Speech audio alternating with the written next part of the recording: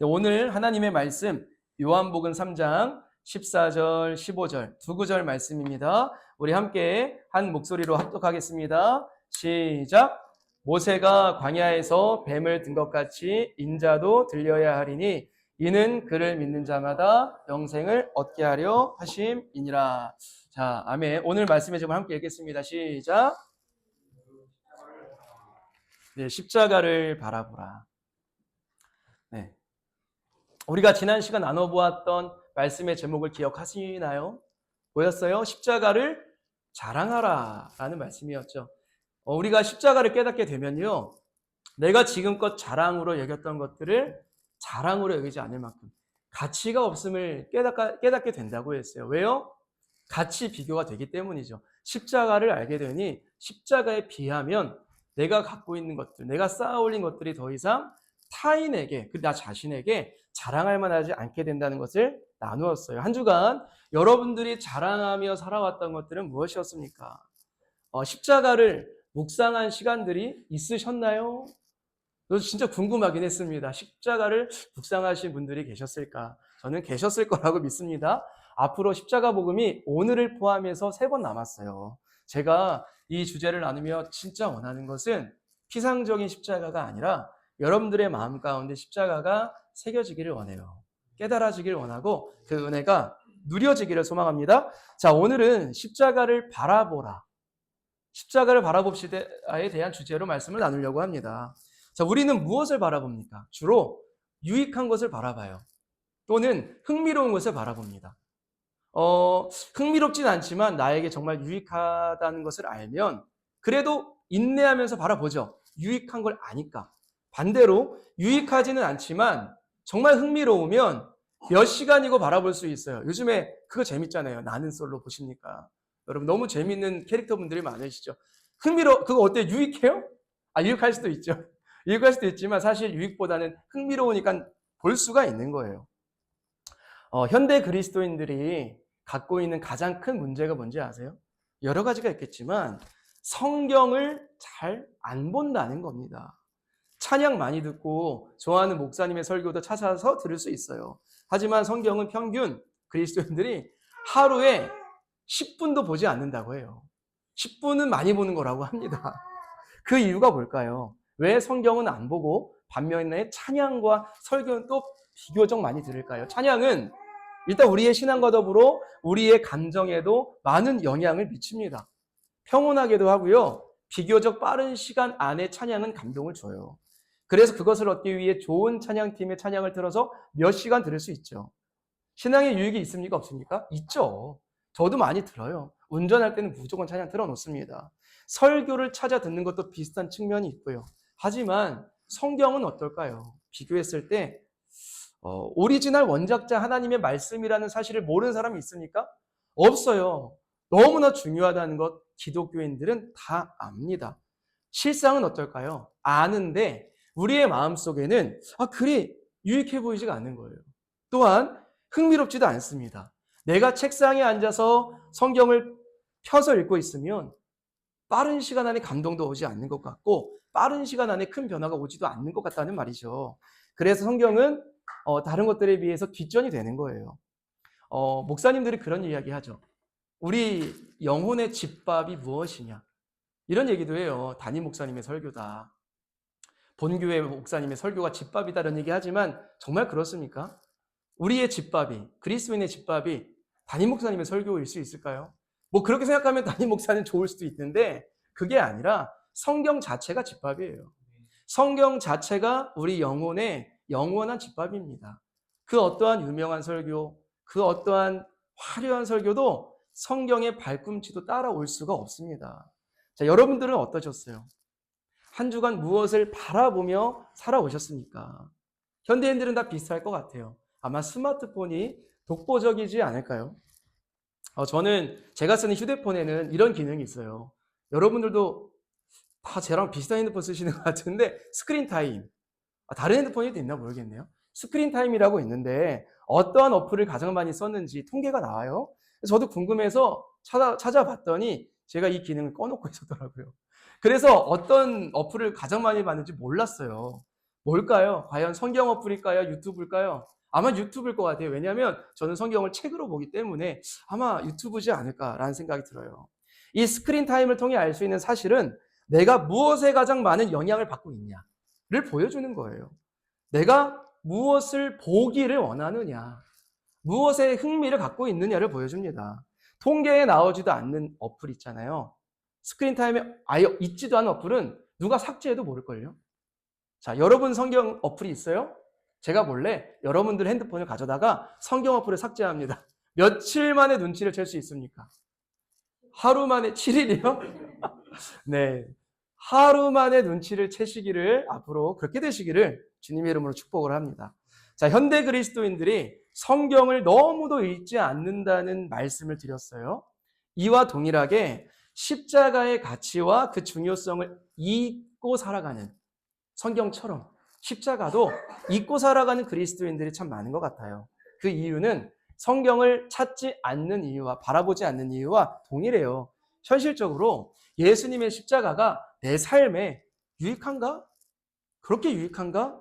흥미로운가? 한번 떠올려 보는 거죠. 그렇지 않은 사람들이 많다는 거예요. 그래서 어떤 설교가 유행인가요, 여러분? 어떤 설교가 유행이에요? 물론 저 이런 설교 저도 좋아해요. 어떤 설교냐면 감성적인 설교. 저도 듣습니다. 위로를 주는 설교가 참 유행이에요. 왜냐하면 현대인들이 참 심적으로 지쳐있기 때문이죠.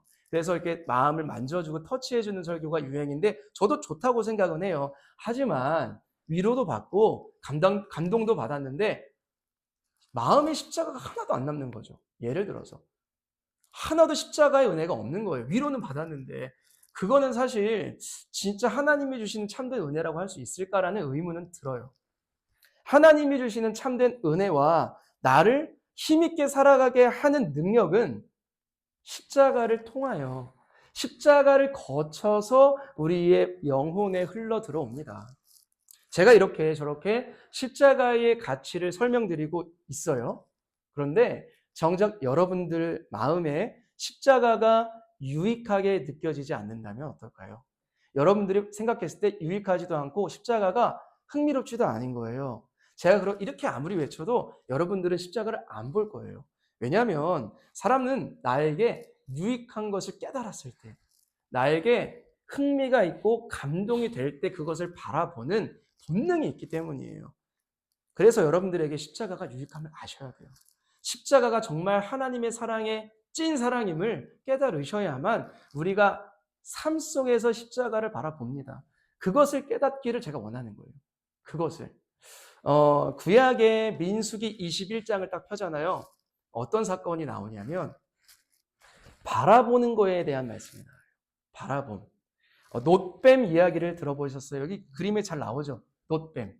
놋뱀 이야기를 들어보셨죠? 이스라엘 백성들이 광야의 길을 걷는 중에 막 하나님을 원망해요.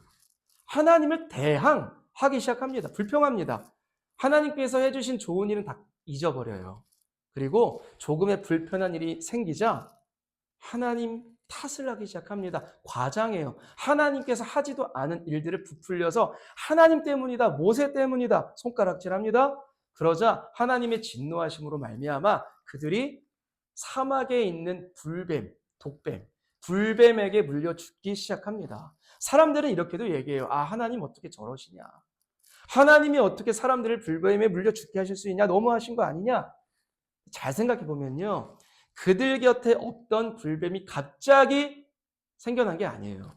그들 곁에는 원래 불뱀과 전갈이 공존했습니다. 사막이에요. 사막. 광야입니다. 그런데 하나님이 전적으로 하나님의 은혜로 그들을 그러한 불뱀과 전갈로부터 지키시고 보호해 주셨을 뿐이었어요.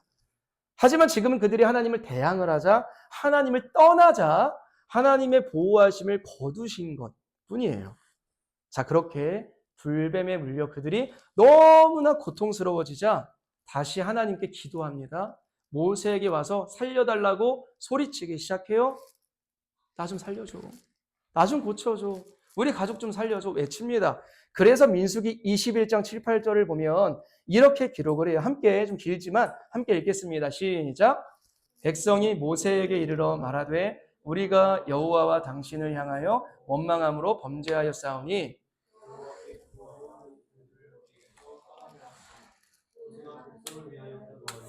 여호와께서 모세에게 이르시되 불뱀을 만들어 장대 위에 매달아라. 자마다 그것을 보면 살리라. 자, 불뱀에 물려 죽게 된 백성들이 막 회개하며 살려달라고 소리칩니다. 그때 하나님이 모세에게 백성들에게 한 가지 방법을 제시하시는 거예요. 놋으로 불뱀의 형상을 만들어라. 그래서 장대 위에 매달아라. 뱀에게 물린 자마다 이 놋뱀, 놋으로 만든 뱀을 보면 치유될 것이다. 살아날 것이다. 자, 여러분들이 보시기에 이 방법이 어떠세요? 굉장히 간단하죠. 너무나 간단해요. 보기만 하면 됩니다. 완치되는 거예요. 과연 모두가 이 간단한 방법에 응했을까요? 하나님께서 말씀하신 대로 그것을 믿고 불뱀, 놋뱀을 바라보니 치유되어 살아난 자도 있었어요. 반면에 끝까지 바라보지 않다가 운명을 달리한 자도 있었습니다. 왜 그랬을까요? 왜 끝까지 보지 않은 자들도 많았을까요? 만일 모세가 여러분, 제가 대단한 약초를 캐왔습니다. 이 약초를 피부에 바르거나 드시면 일주일만 드시면 다 완치될 수 있어요. 그랬으면 몸이 너무 불편하고 아팠을지라도 다 장막에서 기어서 나왔을 것 같아요. 그래서 약초를 가져가서 먹었을 것 같아요. 하지만 이 방법은 상식적이지가 않은 거예요. 약초는 상식적인데 이 놋뱀을 바라보면 치유된다는 말은 너무나 상식적이지 않다는 거예요. 쳐다보기도 싫은 저 불뱀의 형상, 놋뱀. 보기도 싫고 유익해 보이지도 않아요. 흥미롭지도 않은 거예요. 그래서 그 유일한 구원의 놋뱀, 치유의 놋뱀을 바라보지를 않았습니다. 어떤 사람들은 그랬다는 거예요. 자, 한번 생각해 봅시다. 왜 하나님은 이러한 상식적이지 않은 방법을 통해 불뱀에 물린 자들을 구원하시려 했던 걸까요? 왜 그러셨을까요? 하나님은 이 놋뱀 사건을 통해 하나님의 구원 방식에 대한 원리를 숨겨 놓으셨어요. 하나님께서 제시한 인간이 구원받는 방법은요, 우리의 사람의 상식이 아니라는 거예요. 인간의 보편적 원리가 아니라는 겁니다. 인간의 구원은 오직 하나님의 방법으로만 가능하다를 얘기하고 있어요. 자, 구약과 신약의 말씀을 펴서 치유되는 사건들을 쫙 보잖아요. 그러면 굉장히 상식적이지 않은 일들로 치유되고 살아나는 이야기들이 넘쳐나요. 자, 예를 들어서 출애굽기를 보면 출애굽 당시 문설주에 어린 양의 피를 발라놓잖아요. 그러면 죽음의 신이 넘어가서 죽지 않는 일도 있었고요. 또 한센병에 걸린 나아만 장군은 요단강에 흙탕물에 7번 몸을 담그면 치유되는 상식적이지 않은 일도 있었어요.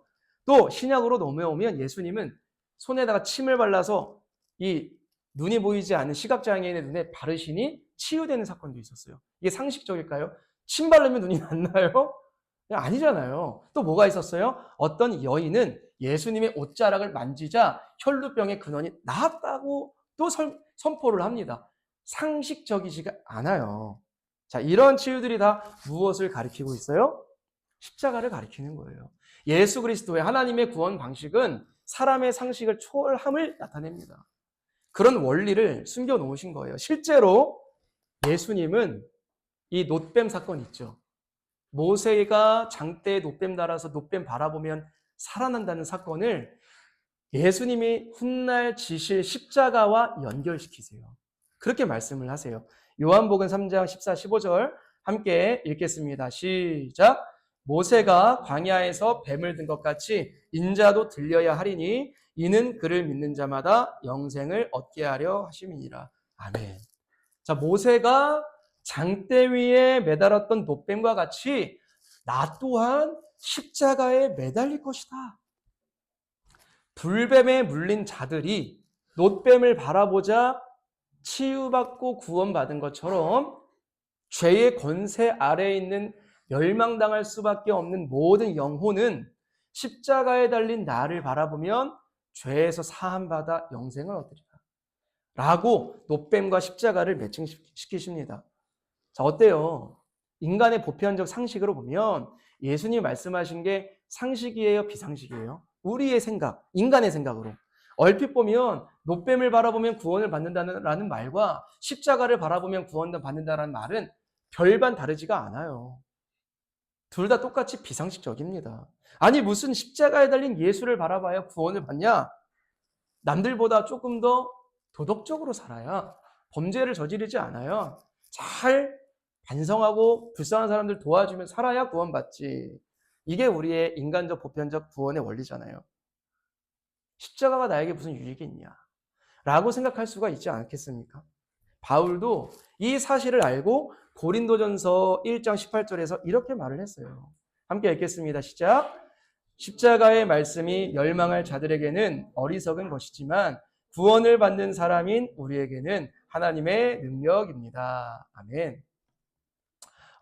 바울도 한때는요, 십자가만큼 미련해 보이는 게 없었던 사람이었어요. 주변에 예수 믿는 사람들이 막 예수님의 십자가를 외치는 거예요. 바울 곁에서. 근데 바울은 생각하는 거죠. 무슨 말도 안 되는 저 흉악범들이 매달리는 십자가에 달린 예수가 구원이 되냐? 저 십자가가 어떻게 구원의 방편이 되냐? 라고 생각했어요. 사실 십자가가요, 자신이 죄인인지를 모르는 사람에게는 아무런 유익이 없어 보일 수밖에 없어요. 오히려 미련해 보일 수밖에 없는 게 또 십자가입니다. 아시죠? 예수 믿지 않는 사람들도요, 예수님을 존경하는 사람은 많아요. 교회는 많이 욕하지만 예수를 나는 존경합니다라는 비그리스도인들도 있어요. 그들은 왜 존경합니까? 예수님이 가난하고 소외된 자들에게 가서 도와주고 사랑을 실천하고 그랬으니까 예수님을 존경하는데, 이 얘기는 안 해요. 십자가를 져주셨으니까 라는 말은 안 해요.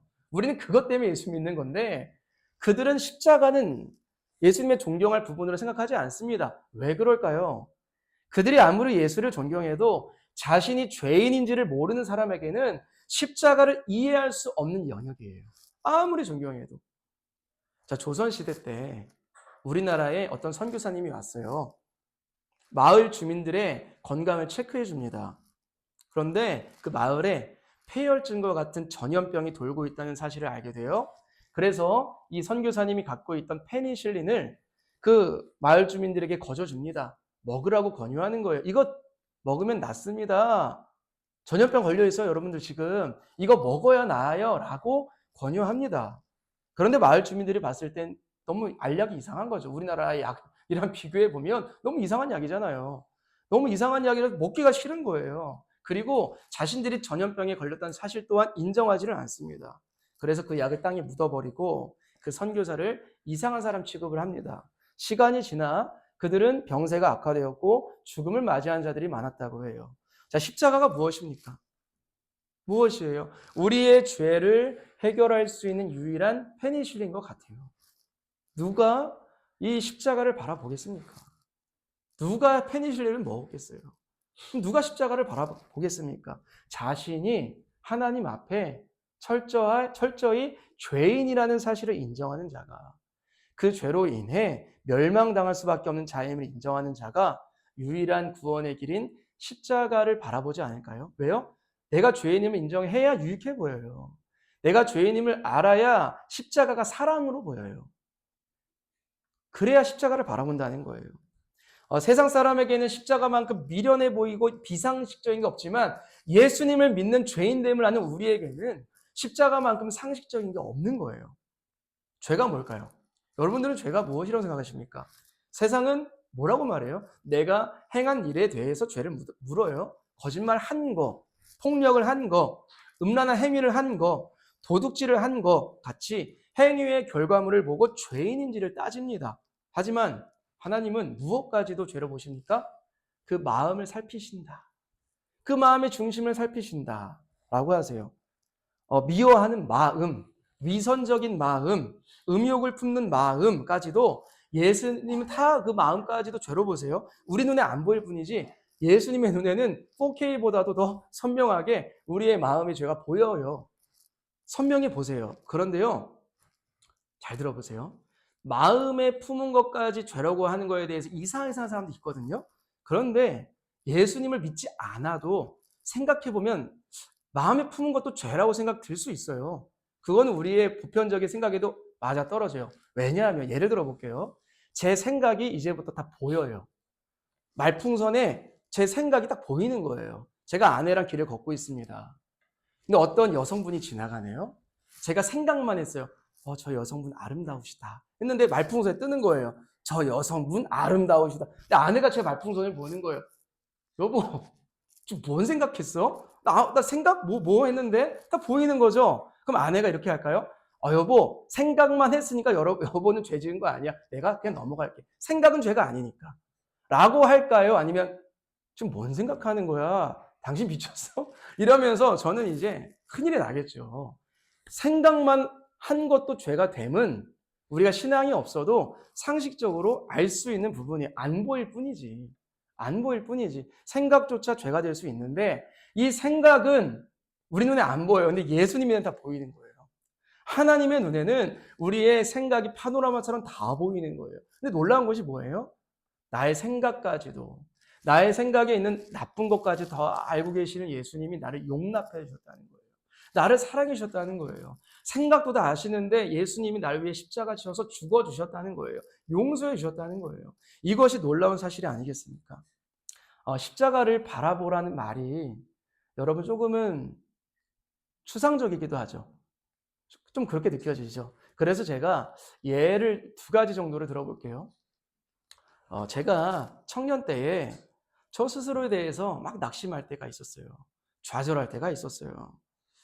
막 예배도 뜨겁게 드리고 기도하고 그러는데 또 돌아서면 또 미워하는 죄, 판단하는 죄, 여러 가지 죄악들을 계속 짓는 거예요.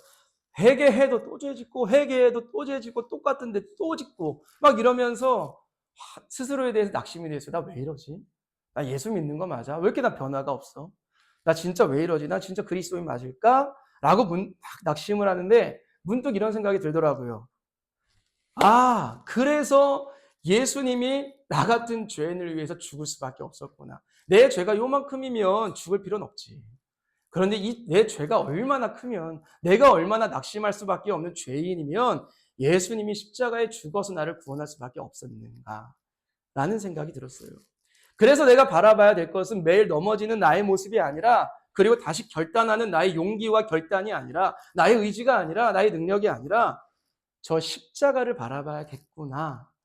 저 십자가가 나를 일으키는구나. 저 십자가가 나를 다시 살게 하는구나. 저 십자가가 나를 죄의 수렁에서 건져내는구나. 라는 것을 깨달았어요. 그것이 십자가를 우리가 일상에서 바라볼 수 있는 것입니다. 또 한 가지 예를 들면, 제가 이번 주에 있었던 일인데, 저희 가족 중에 한 분이 어떤 가게를 운영하시는데, 제가 가게에 가서 좀 도움을 받고 있습니다. 일을 하고 그렇게 하는데, 저희 가게 옆에 또 하나의 가게가 있어요. 근데 그 가게 사장님은 저희 아버지뻘 되시는 분이에요. 표정이 굉장히 안 좋으신 거예요. 우리 가게 앞에만 오시면. 그런데 저희 이제 연세가 있으신 분이니까 저는 앞에 가서 굉장히 깍듯하게 인사를 드립니다. 사장님 안녕하세요. 잘 지내셨어요? 날씨 추운데 어떠세요? 이렇게 깍듯하게 인사를 하는데 거짓말 안 하고 이렇게도 안 하세요. 쳐다보지도 않으세요. 아예 미동도 안 하시고 쑥 지나가십니다. 그래서 제가 같이 일하는 분께 여쭤봤어요. 누구누구씨, 저분 왜 인사를 안 받아주세요? 그러니까 이렇게 말씀하시더라고요. 우리는 절대 그런 생각 안 하는데 저 사장님은 우리를 경쟁업체로 생각을 해요. 동종업계도 아니에요. 완전 다른 가게예요. 라이벌이 될 수 없는 가게예요. 그런데 늘 그 사장님은 와서 이렇게 쳐다보고 가요. 이렇게 창문으로 몇 명 왔나 세고 갑니다. 몇 명이 앉아있나. 그래서 우리를 싫어한다라는 것이죠. 아무튼 제 마음에 인사를 전혀 안 받아주니까 어땠을까요? 유쾌했을까요? 제 마음이 조금 어렵더라고요. 인사를 한 번, 두 번, 세 번에도 안 받아주니까 마음이 조금 원치 않고 그렇더라고요. 그래서 막 감정이 스물스물 올라오는 찰나에 제가 요즘에 뭘 설교하고 있어요? 십자가에 대해 설교하잖아요. 그래서 주님, 십자가를 설교하고 십자가를 외치는 자로서 십자가를 묵상하겠습니다. 예수님 나 때문에 뺨 맞으시고 뺨때기 맞으시고 침뱉음 당하시고 옷벗김 당하셨는데 내가 이런 모욕을 왜 모욕까지는 아니지만 내가 이러한 기분 나쁜 일을 왜 참지 못하겠습니까? 예수님의 십자가로 이 상황을 이겨보겠습니다. 예수님의 십자가로 저 사장님을 긍휼히 여기겠습니다. 그게 십자가를 바라보는 거예요. 내 삶 속에서, 우리의 삶 속에서. 여러분, 한 가지 예를 더 들려다가 참겠습니다. 시간을 보니까 참아야 될 것 같아요. 다음에 한번 그 예를 들을 기회가 있으면 해볼게요. 아무튼 십자가는 뭐냐면 우리의 일상에서 굉장히 바라볼 수 있는 상황들이 많다는 거예요. 어려움이 왔을 때. 때로는 내가 굉장히 어깨가 높아질 만한 상황이 왔을 때에도 십자가를 바라보는 거예요. 우리는 쉽게 교만해질 수 있고요. 쉽게 거만해질 수 있고요. 쉽게 주님 떠날 수 있어. 잘 될 때도. 그때 주님의 십자가를 바라보는 거예요. 아, 나는 이런 것들이 잘 될지라도 나는 어쩔 수 없는 죄인이어서 십자가를 예수님 져주셨지. 십자가 앞에 나의 겸손함을 다시 한번 고백하며 나아가는 것입니다. 우리가 십자가를 바라볼 때는요, 한 가지 오버랩돼서 보여야 해요. 저 십자가에는 처참하게 죽은 예수님이 보입니다. 아, 예수님 얼마나 아프셨을까. 예수님 나를 위해 죽으셨구나. 여기서 끝나면 안 돼요. 이건 반쪽만 아는 십자가입니다. 갈라디아서 2장 20절을 보면 바울이 이러한 위대한 고백을 하는데요. 함께 읽겠습니다. 시작. 내가 그리스도와 함께 십자가에 못 박혔나니 그런즉 이제는 내가 사는 것이 아니요 오직 내 안에 그리스도께서 사시는 것이라. 아멘. 바울이 십자가를 딱 바라보니까 예수님과 함께 못 박힌 자신의 옛된 죄인의 모습이 겹쳐서 보입니다. 예수님을 떠나 살았던 옛 삶들, 내가 주인 되어 살았던 시간들, 그로 인해 매일같이 죄의 권세 아래 살았던 나날들이 예수님이 못 박힌 자리에 겹쳐서 보이는 거예요. 우리가 십자가를 바라볼 때 이것이 보여야 돼요. 저의 죄된 모습들 선포하는 겁니다. 나의 모든 죄악들은 십자가에서 예수님과 함께 죽었음을 선포하는 거예요. 이미 승리하셨음을. 십자가에 못 박힌 것들은요, 단순히 그냥 죄만을 뜻하지는 않아요. 죄로 인해 파생된 부정적인 모든 것들도 포함합니다. 예를 들어서 열등감, 비교의식, 수치심, 아직도 나를 아프게 하는 옛 상처들까지도 예수님의 십자가에서 함께 못 박히고 소멸되었음을 선포하며 믿음으로 고백하는 것이 우리들입니다. 예수님께서 십자가 지시기 약 700년 전에 이사야 선지자가 예언을 했어요. 십자가에 대해서. 함께 이 예언을 읽어보겠습니다. 시작. 그가 찔림은 우리의 허물 때문이요 그가 상함은 우리의 죄악 때문이라. 그가 징계를 받음으로 우리는 평화를 누리고 그가 채찍에 맞음으로 우리는 나음을 받았도다. 이게 예언이 된 거예요. 700년 전에. 여기서 그가 누굴까요? 예수 그리스도입니다. 이사야는 700년 뒤에 오실 메시아를 떠올리며 이렇게 고백하는 거예요. 예수님이 나의 죄를 대신하여 채찍맞고 십자가 지심을 믿는 자는 하나님의 관계가 평화가 될 것이다. 회복될 것이다. 죄로 인해 무너진 마음들, 파생된 아픔들이 다 치유받을 것이다 라고 선포하는 겁니다. 우리의 왜곡된 생각들, 쉽게 무너지는 감정들, 나를 다시 죄의 수렁으로 넣으려는 상처들로부터 완전한 자유와 나음을 받게 하는 힘은 예수님의 십자가를 바라볼 때만 가능합니다. 여러분 이 찬양 아세요? 십자가 십자가 그 그늘 아래 내 소망이 있네. 이 찬양 아시죠? 다음 주에 부를 찬양인데요. 저는 이 찬양의 가사가 너무 좋아요. 왜냐하면 그 뜻을 알면 너무 좋아지는데 십자가 그늘 아래 우리의 소망이 있대요. 세상은 늘 따스한 햇볕만 주어지는 게 아닙니다. 나를 탈진시킬 정도로 나를 비틀어지게 할 정도로 뜨겁고 따가운 태양빛도 있어요. 나를 아프게 하는 말들, 나를 억울하게 하는 말들, 분노하게 하는 상황들, 그런 것들이 있습니다. 아무리 노력해도 노력의 성과가 없을 때 찾아오는 좌절감들, 나를 지치게 하는 일상의 일들이 얼마나 산적해 있습니까? 우리는 이러한 뜨거움으로부터 나를 보호할 그늘막을 만듭니다. 돈으로, 취미로, 사람들과의 관계로 열심히 그것을 피할 그늘막을 만들지만 그 그늘막이 든든합니까? 튼튼해요? 요나를 아시죠? 요나가 뜨거운 햇볕을 피하고자 머리 위에 있던 박넝쿨을 의지했어요. 그런데 이내 벌레가 와서 박넝쿨을 갉아 먹어버립니다. 다시 또 머리가 뜨거워지는 것이죠. 우리가 만든 그늘막을 갉아먹는 사람들과 상황들이 얼마나 많습니까? 그래서 주님이 우리에게 이렇게 말씀하시는 거예요. 십자가의 그늘 아래에 내 소망이 있다. 참 소망이 있다. 능력이 있다. 생명이 있다. 자, 십자가 그늘 아래에 우리가 진입하려면 들어가려면 어떻게 해야 될까요? 십자가 앞으로 나아가야 돼요. 그 그늘을 누리려면 십자가를 바라보아야 합니다. 그래야 그 그늘 아래서 세상의 뜨거운 햇볕으로부터 보호를 받습니다. 십자가는 영원해요.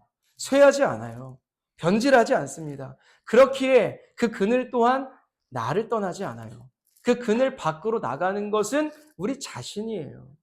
이스라엘 백성들이 하나님의 그늘막을 떠나서 불뱀에 물린 것처럼 우리가 그 그늘막에서 떠나는 것이 우리 자신입니다. 자꾸만 우리는 주위를 둘러보면 타인의 그늘막이 부러워집니다. 저 그늘막이 더 화려해 보이는데, 더 유익해 보이는데, 더 좋아 보이는데, 그때 기억하는 거예요. 십자가만이 나의 소망이고, 나의 생명이고, 나의 일상으로부터 나를 살아나게 하는 능력이다를 선포하는 겁니다. 한 주간 살아가시며 또 많은 것들이 우리의 시선을 사로잡을 거예요. 십자가를 바라보다가도 다른 것에 나의 소망을 두고 싶을 겁니다. 좌절할 일이 생길 때, 스트레스가 나를 짓누를 때 평소에 찾던 것을 또 찾고 싶을 거예요. 그때 우리가 기억하는 거예요. 생각하는 거예요. 바라보는 거예요. 무엇을요? 십자가를. 여러분들이 직접 십자가의 능력을 바라보심으로 경험하셔야 됩니다. 맛보셔야 됩니다. 그래야 우리가 유익함을 알고 십자가가 감동이 되어서 바라보는 습관이 더욱더 우리의 삶에 찾아옵니다. 한 주간 십자가를 바라보며 그 놀라운 은혜를 경험하시는 저와 우리 모든 성도님들이 되시기를 주님의 이름으로 축복합니다.